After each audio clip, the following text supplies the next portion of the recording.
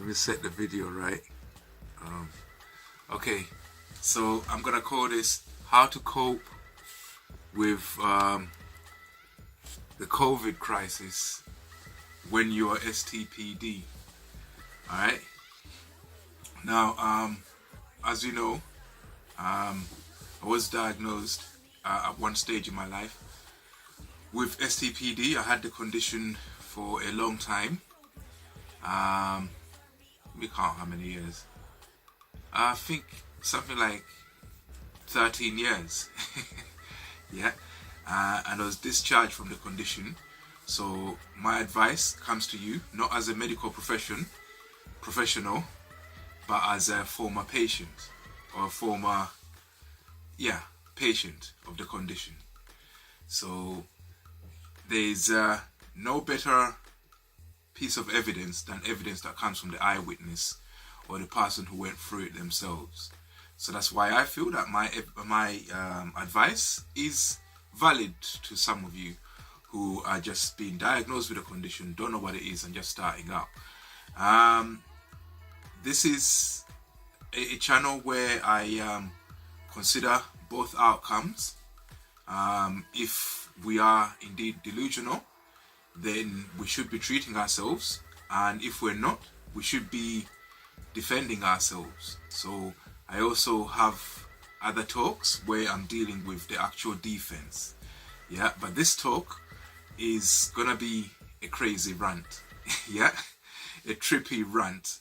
Yeah, it's just gonna be, obviously, if you look at the title, how to cope with this crisis when you're STPD.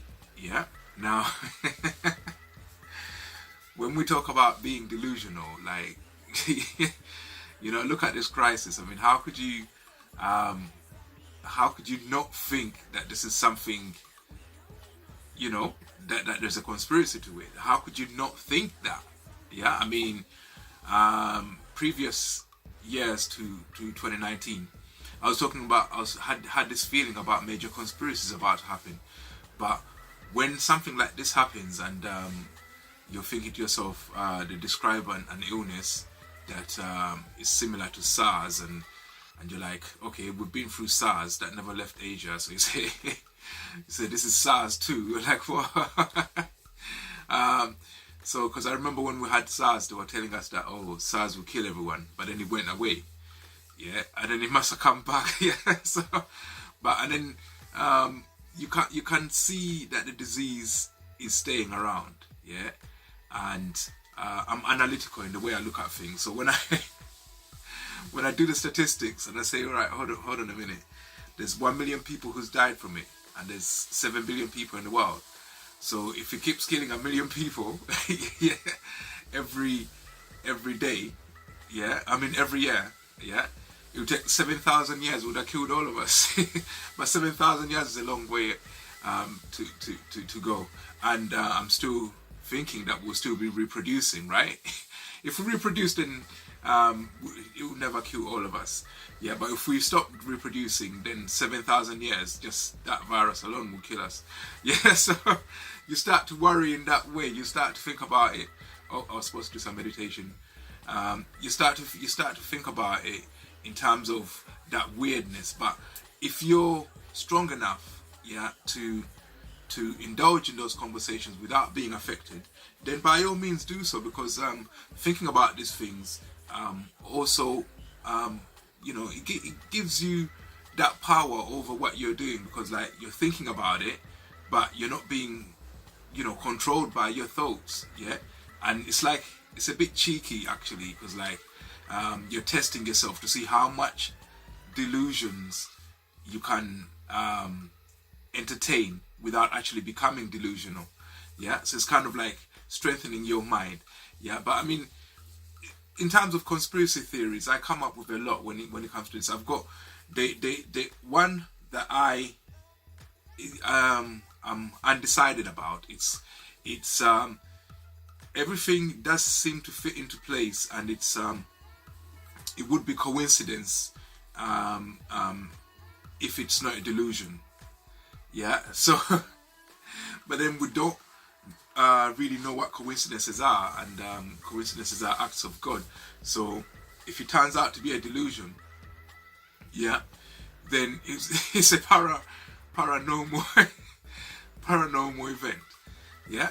So what I have is basically in 2018. Yeah. It's a personal story. 2018, I felt these attacks. Yeah, the ones that we feel as targeted individuals. I also kind of liaise with people from that community. So because it's so similar, but that's when it's so similar what we have and what they describe.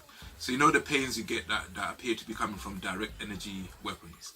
So, but I thought instead of assuming that the direct energy weapons, if it is a demonic entity that sits in your mind that actually tries to induce pain through manipulation, where it's a consciousness that's seeing in your mind and actually projecting thoughts to your head and manipulating you, if it's causing you to think that you're feeling pain, yeah.